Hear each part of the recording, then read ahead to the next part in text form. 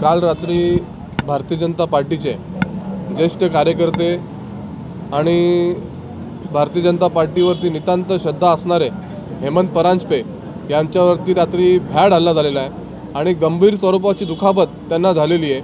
अज्ञात इसमांनी येऊन तोंडाला रुमाल बांधून त्यांना मारहाण केलेली आहे। तुम्ही मारहाणीचा व्हिडिओ बघाल तर त्यांचा जीव देखील जाण्याची शक्यता त्या मारहाणीमध्ये होती आणि हा हल्ला कशामुळे झाला आहे, कोणी करायला लावला आहे याचा तपास हा तात्काळ झाला पाहिजे। कारण की हा हल्ला हेमंत परांजपे यांच्यावरती नसून हा भारतीय जनता पार्टीच्या एका कार्यकर्त्यावरती आणि भारतीय जनता पार्टीवरती आहे असा आमचा समज आहे।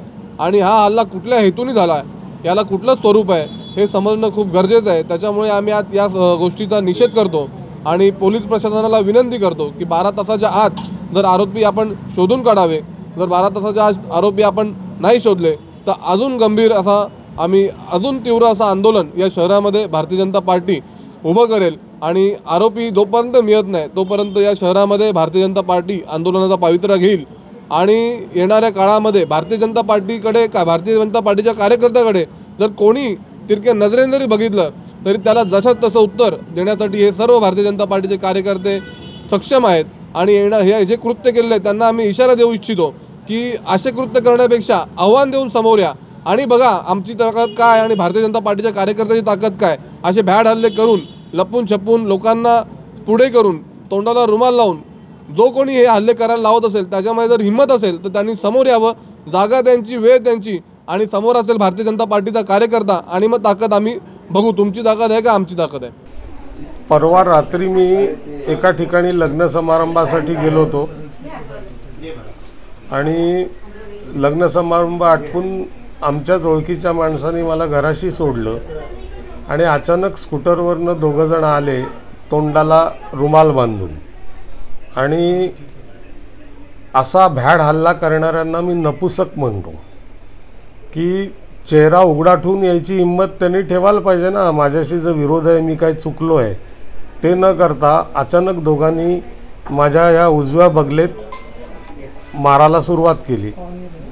ते झाल्यानंतर नॅचरली ते दोघं होते, यंग पोरं होती, मी खाली पडलो। मग त्यांनी 6 ते 7 वेळा, तुम्ही ती जी क्लिपिंग फिरते आहे जगभर ती बघा, 6 ते 7 वेळा माझ्यावर सिमेंटचे ते ब्लॉक बाजूलाच तिथे होते। माझ्या दुर्दैवाने आणि त्यांच्या नशिबाने ते त्यांनी 6 ते 7 वेळा टाकले। माझ्या थोडंसं इथे लागलं आहे, मी ते दुर्लक्ष केलं। हे बघा इथे तुम्ही बोट लावून बघा, हे बघा इथे माझं बोट आहे ना, तिथे थोडं लागलेलं आहे। पण हे सगळे त्यांचे ते ब्लॉक मी 6 ते 7 वेळा ह्या एका पायावर घेतले। हे सगळे 6 ते 7 वेळा त्यांनी माझ्या तोंडावर, छातीवर मारलेले मी उजव्या पायावर घेतले म्हणून मी बचावलो। नाही तर आत्ता तुम्हाला मुलाखत द्यायला मी जिवंत नसतो, तुम्हाला माझा पोस्टमॉर्टम रिपोर्ट मिळाला असता। आणि हे सगळं एकाच वाक्यात सांगतो, तुम्ही प्रश्न विचारण्याच्या आधी की नेमकं कोणी केलं। मी माझ्या हातात प्रूफ आल्याशिवाय प्रशासन पण शोध लावत आहे, माझ्या हातात पण प्रूफ येणार हे पण मी सांगतो आहे की अनुभव माझा दांडगा आहे। पण हे सगळं राजकारणामुळे झालेलं आहे। राजकीय चढाओढ किंवा 40-48 वर्ष मी पक्षाचं काम करतो आहे, मी कायम वाईट प्रवृत्तींच्या विरोधात राहिलो आणि त्याची फळं म्हणा किंवा त्याचे फायदे मला हे असे मिळत आहेत। राजकीय हेतूनी प्रेरित ही घटना झालेली आहे।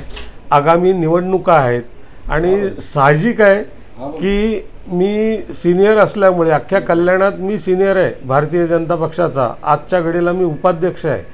तर माझ्यावरच काहीतरी असे वेडेचाळे केले की साहजिक आहे नवीन आलेले, नवीन असलेले, येणारे हे दचकतात आणि मग वाईट प्रवृत्ती फोफावतात।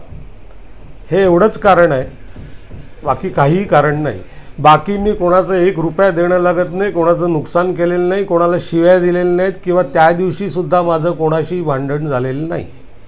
एकंदरीत पाहिलं तर तुम्ही सत्तेत आहात, गृह खातं देखील तुमच्याकडे, तरी देखील सत्तेत असून आपल्या कार्यकर्त्यांवरती अशा प्रकारचे हल्ले होतात, तुमच्या स्वतःवरती हल्ले, ज्येष्ठ लोकांवरती हल्ले होत आहेत, काय सांगाल याबाबत?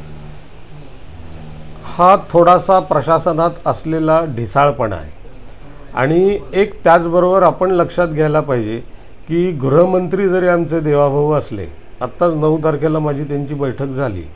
आता नॅचरली मी बरा झाल्यानंतर मी भेटायला जाणारच आहे. इनफॅक्ट आत्तापर्यंत त्यांच्यापर्यंत ही सगळी बातमी पोचलेली आहे. त्यांनी पोलीस प्रशासनाला सांगितलेलं पण आहे की योग्य रीतीने तपास करा.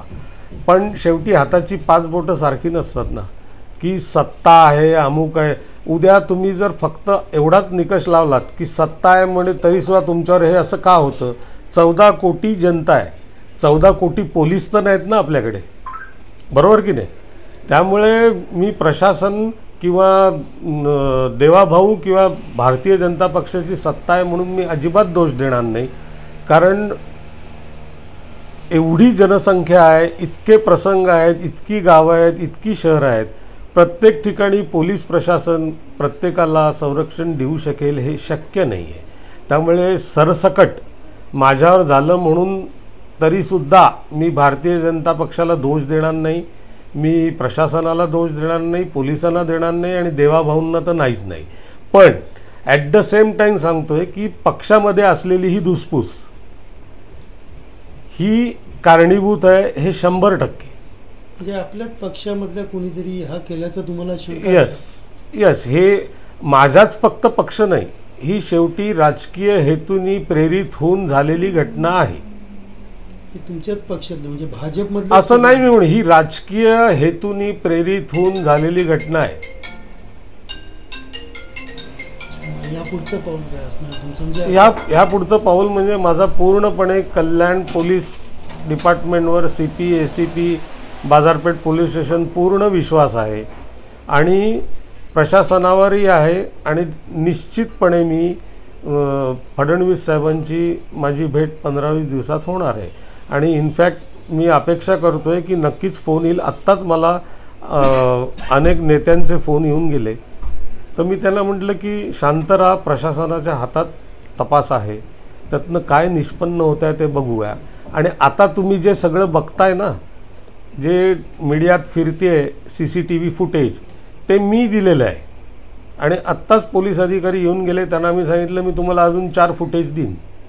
तर प्रशासनाला पण मी पोलिसांना मदत करतो आहे आणि माझा विश्वास आहे की पोलीस निश्चितपणे त्याच्यात लक्ष घालून यातनं खरे आरोपी कोण आहेत आणि नुसताच आरोपी नव्हे की ज्यांनी हल्ला केला, त्यांचे करते धरते, ज्यांनी हे प्लॅन केलेलं आहे. आणि माझं स्पष्ट मत आहे की ह्या वेळेला त्यांचं पूर्णपणे मला ठार मारण्याचाच विचार होता, नुसती दहशत नाही. कोणार्क, अपना शहर अपनी बातें.